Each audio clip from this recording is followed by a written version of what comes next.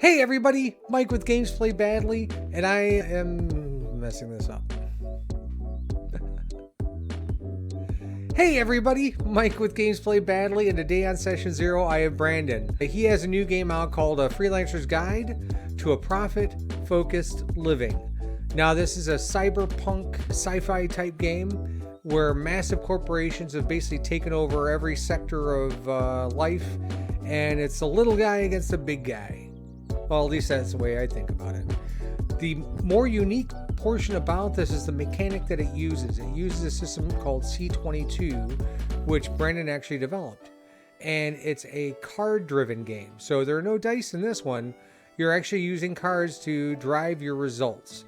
So we're going to talk to him about that. It was a great interview, and I think you guys are going to love it. As usual, I have my Dungeon Glitch shirt on. I've worn this one before. If you would like a shirt like this or any other, go up to gemfirefly.com and search around. This is part of the Dungeon Glitch collection, but there are a bunch of different shirts up there.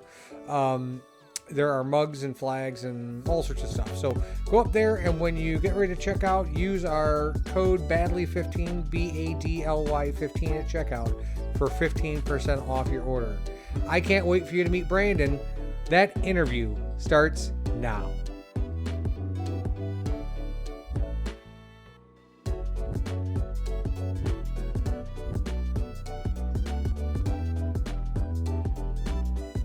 Hey Brandon, how are you? I'm good. Thank you for having me. It's a pretty early day here in Tokyo. Yeah, I totally didn't know, or maybe I did know that you were halfway across the world. So I that makes don't it usually advertise it. right. Sorry. This makes it even more special because you're carving the time out in a very early part of your day. So thanks for coming on. Yeah, and thank you for having a space. It's always difficult. Yeah, no, not a problem. So we're here to talk about your project, A Freelancer's Guide to a Profit-Focused Living. The setting itself is sci-fi. It seems like you're fighting against the giant corporations, which has kind of taken over the world. And that sounds great. What's even more interesting is you're using your own game mechanic called C22, which is a card-based system. Why don't you go ahead and explain the setting and the mechanics in a bigger view? Yeah, so it started off with just I had my group going around in a ship doing different runs, very similar to like a Cowboy Bebop style or Firefly style setting. They'll do different jobs for or against these megacorps that have taken over large swaths of the galaxy, and they own the money. They name their own script. They own the planets. Like it's that sort of dystopian setup. And as I was playing it more and more, I kind of realized that it's actually more of like a cyberpunk style. Even though there's spaceships, it's a lot more of that. Like I've done like more of a satire take on all of these corporations. Like I'm making fun of certain ones. I've got Tram Law, which is just Walmart spelled backwards. Big River, which if you know the biggest river in the Yes. world is Amazon. So there's my space Amazon. That's sort of I sort of use. I'm sorry, I need to just like I sort of use real world examples of like what we see on the news of corporate negligence, Mhm. I guess, or I don't know, things that they do that are bad. Yeah, I use right, that as right. inspiration for missions that I'll run.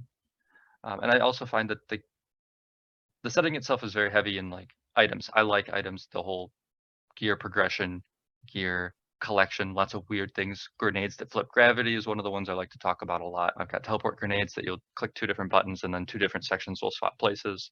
Mhm. Stuff like that is kind of what I'm going for. You go on a mission, you're going to go and solve problems with all this gear. Yeah, go and make a better living. That's the goal of Mhm. this whole thing, working for or against or around the corporations. Mhm. That's one thing I do want to ask you. So the artwork that is there right now are you doing that, or do you have an artist working with you? Yeah, so the art that's currently in the book is I went to Deposit Photos and paid for some artwork that was made by Grand Failure is the name. Mhm. I saw this work like I don't know, a few years ago, and I went, this is fantastic. I want to make something with this. Mm-hmm.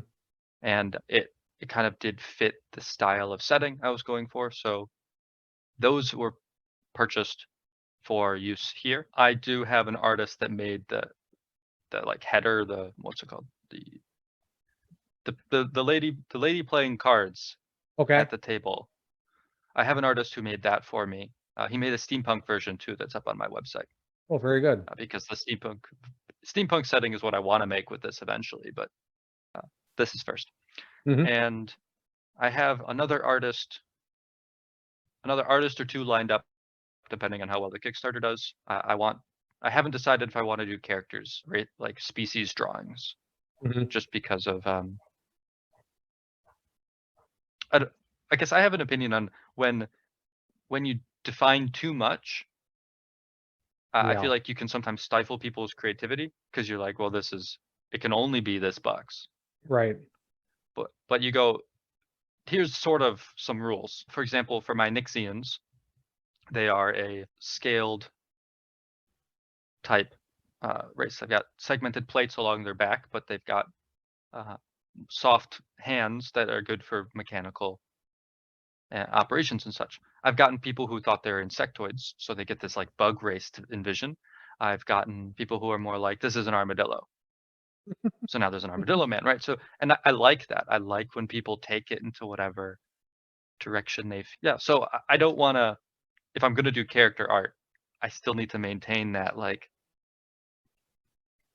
that style. So when I'm designing things, I want to empower the creativity by providing small pieces to connect to, little rules to work around, but only enough to jumpstart and inspire the player. Right. That's always been my take on it. And sometimes I feel like other games, while fun in their own right, are a little rigid in that manner, which, yeah, don't get me wrong, it's just not my style. So when I make these character drawings, I want to make sure I maintain that same philosophy. So I have a particular style that I'm probably going to pursue with it that is going to be a little bit more vague, I guess. Sure. There'll be a more vague silhouette of the species. Sure. Or, I mean, you could even go and say, this particular species have two completely different looking drawings. They have the requisite scales down the back and the soft hands, but they look completely different. One may look like an armadillo and the other one may look a little insectoid, so that way people realize that as long as you're within these vague specifications, you're still that race. Yeah, I was thinking of, to be honest, that if possible, but that again require 2 drawings or 3 drawings of each species and be like, okay, these are some options. So people are like, it could be any of these, which is fine because that, shows diversity within species. They're not like, one cookie cutter. Sure. Yeah, thing, absolutely. which would be great. But again, that costs money. No, I get it. Artists aren't cheap and they never should be. Because they shouldn't. Like valuable. Good art is worth the money. I can't create good art. I can sort of envision it, but right. the hands are not capable. I get that. Yeah, dexterity I think is a dump stat, and it's for me, but it's not by choice. Yeah, I understand. I've never been. I'm not bad with a paintbrush, but I can't draw with a flip. I shouldn't say it. I used to be able to. I haven't done it in a long time. So you just had to practice then. Yeah, I guess so. I don't know. I mean, the species are defined. The look is a vague overview. What's the world look like? The world is defined mostly by the different megacorps that own sections, and I think that's the main pieces I highlight throughout the world throughout the galaxy itself is first the species, then the megacorps, the magic or the altered, a little bit about the travel, and then a lot of equipment. And I think that's essentially what makes it. It's more of how everything connects. And I do keep that information. Again, I like to think enough to get you started, but not enough to lock you down. And that's what I hope for. hopefully it is enough for people. So like on the, I pull up the Kickstarter. Exactly. Yeah. So I'll highlight the companies, get like, what do I like? Everything flows through the big river, as they say. And honestly, there's some truth to that. Big River is the largest distribution company in the galaxy, accounting for over 65% of packages shipped. They've expanded their reach and have been gobbling up small stores on the frontier, so they can sell a wide variety of goods in many locations. So I define what you're interacting with. The galaxy's largest military is a corporation. Let that sink in. Milcom fuels the war between the Yents and the humans, the Klebian Civil War, and the Nixians' expansion into the frontier. Some say they're the only reason that the wars continue, because war is good for business. So the way I do world building is by like through you're reading what these freelancers view the world as, and you're only going to pick up as much as they're willing to provide within their like their setup, their what they think is relevant to the job. Because again, this is a guide written by other freelancers. So yeah, one of my favorite things, I don't know if other people like poems, but I put poems in the book to describe the different races. And like, I'm gonna pull one up and read it, just because I think that is also another indication of kind of the style that I'm going for. It'll just be a second as I navigate to the correct page. This is for the Nixian poet Rhoda Kush described Klebian ideals best when she said, "Adventure is a pipe without a light at the end. Beauty is a dune whose grains shift in the wind. Power is a reed, bending but not breaking. Sadness is a mountain, settled in its final form. Fear is ice, water held against its will." Huh. So that I try to do little things like that throughout the book, just to do like little bits of world building and then let you fill in the rest. I don't want to lock too much. No, that seems like the style in general. So I mean, you gave them a basic outline of what they're faced with, and you let the game master go ahead and build that world as they see fit.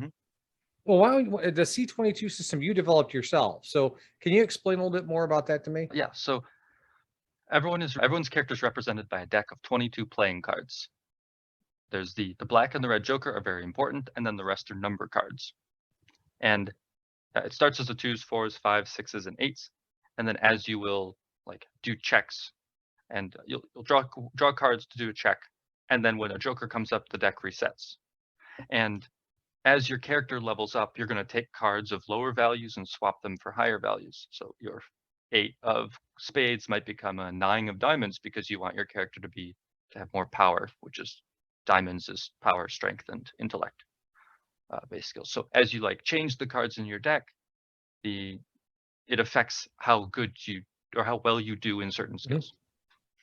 And then additionally, you can add face cards, which would be your Jack, Queen, King, and those can be used to change the suit when you're drawing. So like you draw a 6 of diamonds. Well, first, sorry, you draw a Jack of spades and then a 6 of diamonds. So it's actually going to now be a 6 of spades. Or you can store it on your character sheet and call it back later and be like, okay, right now I want to make sure I have a spade because it's important for this check. To be stealthy, I need spades. Great. So that's sort of the base of the mechanic. That's how it works and how I think that the deck represents the character in a way that like dice doesn't. And I really wanted to show that off. Yeah, it seems highly customizable, and the check system, the check and skill systems, not to mention the magic systems and the spell systems, are all very related to the suits of the cards and things like that. So it's actually it's very intricately but well done, and it uses just a regular deck of playing cards. So everybody at the table will have a deck of playing cards that will represent their characters with 22 cards, and then you call the dungeon master the dealer. Yep. That is the term I had settled on. You could still do game master. That's fine. GM is a generic term. It just felt a little bit more flavorful. And then if I ever do make a book, I can call it the dealer's manual because that just fits. So that was the thought behind it. Yeah, that works. So so this is the first system that is utilizing C22, or Yeah, so I actually, I guess I'll go into a little bit of the story of just how the whole thing came. The card system itself really was just something I was trying, right? Like I wanted to see if this would work. I was like, can I make a game with a deck of cards, or can I make an RPG that uses just a deck of cards with deck building? Deck building was an important aspect. If that wasn't there, then it didn't feel like it was interesting enough to me. And that was about 2 years of just messing with that, playing with systems, figuring out what pieces worked best. And then I started making settings and scenarios to kind of test it. Went to a few conventions and got to play test this a few times. Found out that like the combat system ended up being really fun because I ended up settling on you draw 2 cards at the start of a turn on an encounter and then decide what you're going to do. And that felt very tactical because now you kind of know what you can do to a certain extent, right? You can go, well, I have these, so I can do fire magic, or well, so this is the base setting. This is not freelancers. Mhm. Let's go adjust it to freelancers. I could do void powers as my turn, or I can do this one maneuver that causes me to run a lot extra this turn. Like these are some of the options I have this round. Or I can go and actually solve the problem of getting the ship off the ground because we need that to leave. And like you have options of spending these cards for those actions, and it made it feel a little bit more tactical, a little bit more thoughtful. Sure, it's a reversal of how I'm gonna go attack this person, roll die. I guess I'm gonna miss. It's a little reversal on that like surprise Mhm. that like you have when you go and make an attack. I do lose that enjoyment, I guess, but it's a different experience that I found very fun, and I just kinda took it further. It sounds fun because if you're drawing 2 cards and you know kind of what you can do, and you can either move with those rather than rolling a die and you've already done your action. You've already committed Yep. to, I'm going to do an attack or what have you. So when you draw those 2 cards, you can look and say, hey, I want to do this as opposed to doing this. And it seems like it's more of, again, more strategic. Yeah. The encounters definitely feel that. Skill checks, you still say what you're gonna do, and then you draw the card, so you Mhm. still have that surprise, but that's, outside of an encounter, that's during just more narrative moments, more, Downtime. planning your heists, reconning the next heist to go like, "Okay, where does this guy usually spend his time? We need to go and figure out, like, who he meets with," that kinda thing, like, when you're doing that step in Freelancer's Guide.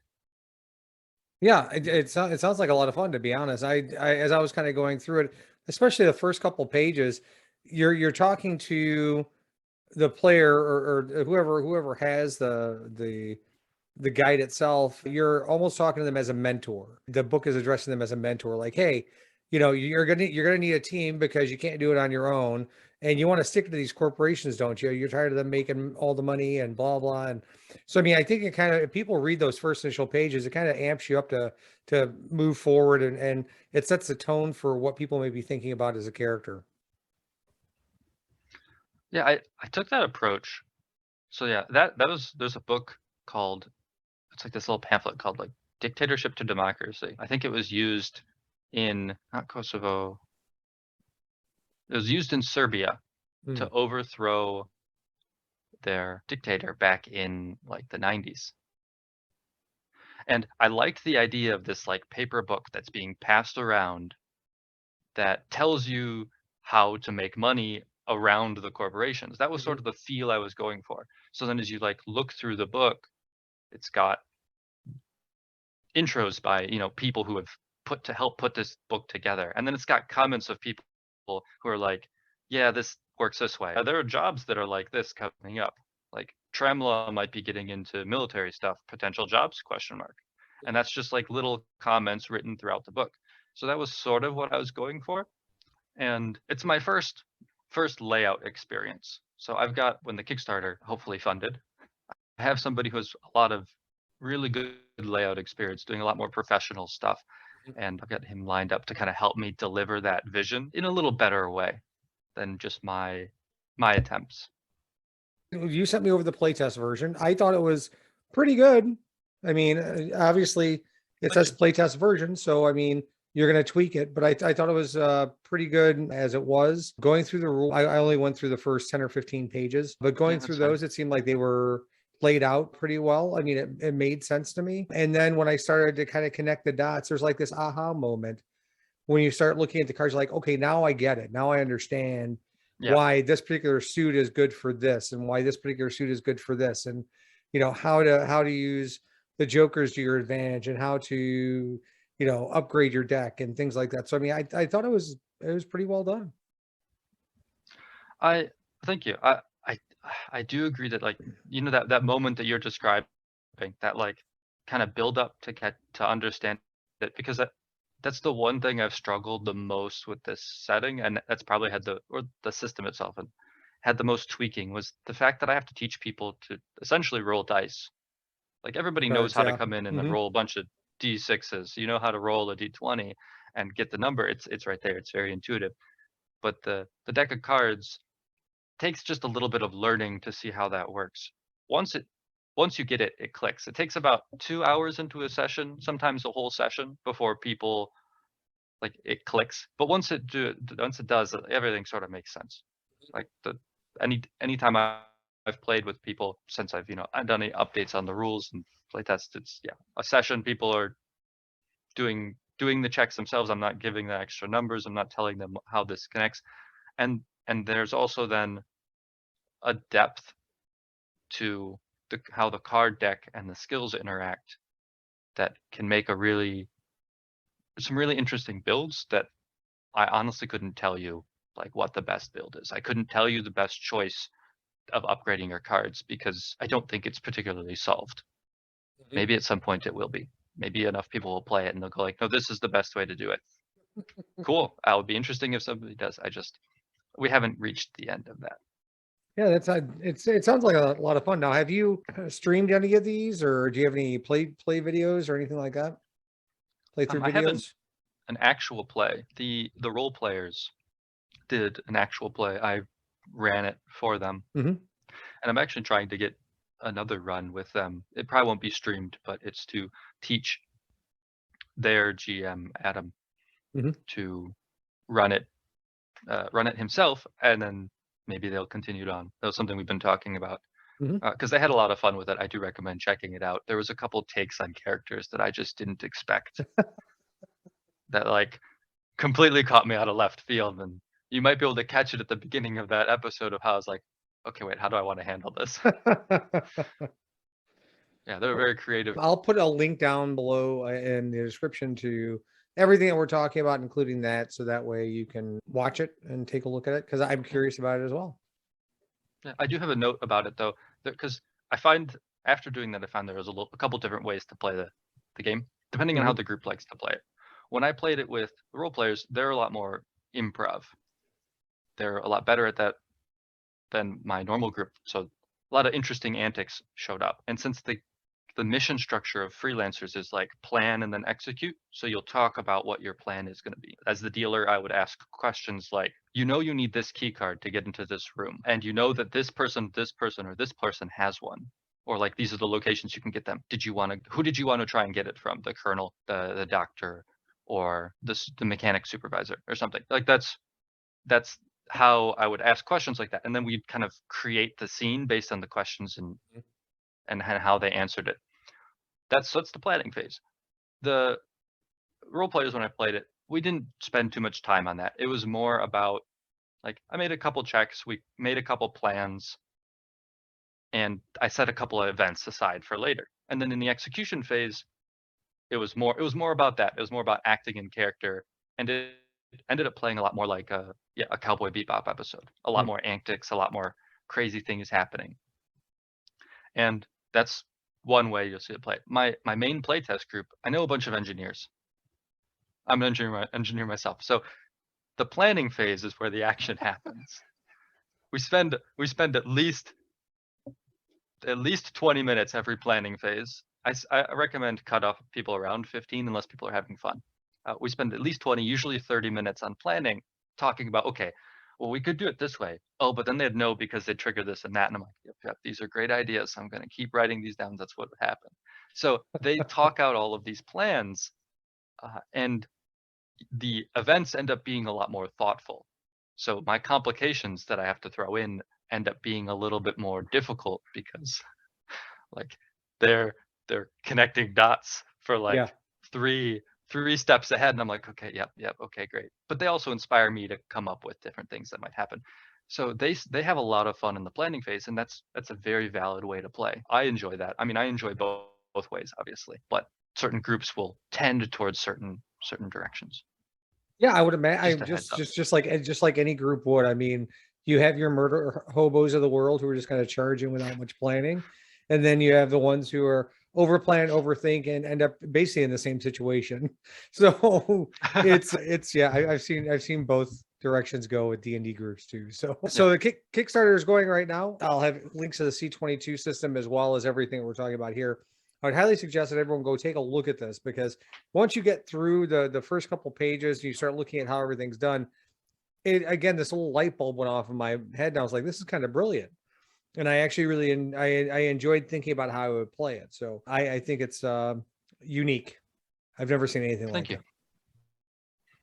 it. Yeah, that's I do try to aim for unique mechanics because I feel mechanics have like a feeling to them, right? Mm-hmm. Like rolling a d20 feels different than rolling 2d6s. Sure, they're Mm-hmm. both a little close, but there's a slight difference. Or drawing cards for initiative in the start of like Savage Worlds, that feels different than rolling initiative as well, because they also have mechanics where you can draw an extra card. It's like, oh, well, I'll take this one instead. Well, that one was worse. Oh, well, I guess I'm slower this time. But like different mechanics like that have different feelings, and I think you can build games around evoking certain mechanics. Oh, I Jenga Tower agree. for Dread, for example. Yeah, I completely agree. Well, I appreciate you coming on. I have a little thing I do with my guests called the lightning round, and that is some questions I'm going to ask you. Just helps the audience get to know you a little bit better, and they are very, very private, deep, and embarrassing. So, are you ready? Okay. Yes, I guess so. Okay. Chocolate or vanilla? Vanilla. Okay. Spring or fall? Spring. Out of all the systems that you've played, be it without including your own, what has been one of the favorite game systems that you've played? Savage Worlds. Savage Worlds, huh? I've never played it myself. Yeah, I really enjoyed it. Oh yeah, yeah. Exploding dice, edges and hindrances. That was exactly what I wanted. There was a lot of fun. A lot of fun had in Savage Worlds. So out of all the big corporations that you have in this, what is your favorite one to make the most fun of? I think it's Big River right now, just because of how much like bad stuff Amazon's been getting in the last year. I'm writing a whole Cyberpunk campaign where like it's a Big River controlled planet and they're having trouble with gangs, but they've called all the gangs unions. So the unions are Oh, ruining gonna be ruining their entire planet. yeah, I think that's such a beautiful satire. I really like that aspect of that's awesome. Get that written, like completely finished. So that's obviously a little further down the line, but that's a goal. So the C22 system is a deck building system. Are you a card gamer at all? I played a lot of Magic the Gathering. I don't really anymore, but I'd like to say a play set still that I kept. But when I say play set, I mean it's like 7 or 8 standard decks that I would use to teach people how to play of various different colors and setups. And Sure. then I have 6 EDH decks or commander decks. So that's more than a play set at this point, but like I'm Yeah. not gonna get rid of these at this point. No. My embarrassing fact is that I have about 8,000 Magic cards. And I'm not surprised. I've just spent a butt ton of money on it. Yeah, I don't play it all anymore. So as a matter of fact, I tried to play at Gen Con. I brought one of my I thought was a really good deck. I mean, we play kitchen table Magic, so I actually do have a DCI number because I was in one of the first Magic tournaments and was eliminated the second round. No big deal. But I've never played competitively again because I didn't like the way people acted. So that being said, yeah, I brought a deck that I thought was going to be really good, and I got decimated by somebody who just started playing. Just, I mean, the mechanics for their cards were just ridiculous, and I wanted to smash everything around me. So I have officially retired from Magic. I have I've got a friend who we met in middle school, and we were playing together. Then I'd go to his basement and whatnot, and he had, I'm pretty sure, like I've definitely seen 8,000 cards in one place. That's why I'm not surprised. I'm pretty sure he has more than that. Yeah, He had, like those store boxes of like 5 rows. Yeah. Of cards. He had 5 or 6 of those filled. Oh my goodness. He brings one of those around when we go and hang out, because that's where he's put his cube. Like, he made his own cube. He has actually, I think, a couple. He has a pauper cube, which is my favorite. So it's all commons. I think so. We play his pauper cube quite a bit, or I used to, and obviously I've moved now, so I don't get to do that anymore. Yeah, I could like say a card name, and he'd be like, "Yep, I know what that is." Yeah, I know. It's just, it's too much. I have too much going on. I can't do it anymore. It was much easier when there were like 4 expansions out, and that was it. Brandon, I appreciate you coming on and talking to me. It's been a pleasure. I will have links below to everything we've talked about, and I wish you the absolute best. Let me know if there's anything I can do for you. Thank you. This was great. I'll share this along when it comes out to my Discords, my small social circles and such. Well, I appreciate it, and I expect this to be a massive hit. Thank you. I hope so too. I just have to figure out exactly how to market it towards people. Well, I understand the mechanics. I get excited about this, but other people, I need to sell the stories. Great. Well, I'll be watching the Kickstarter, and I'm sure it'll be great, and we'll talk. Thank you.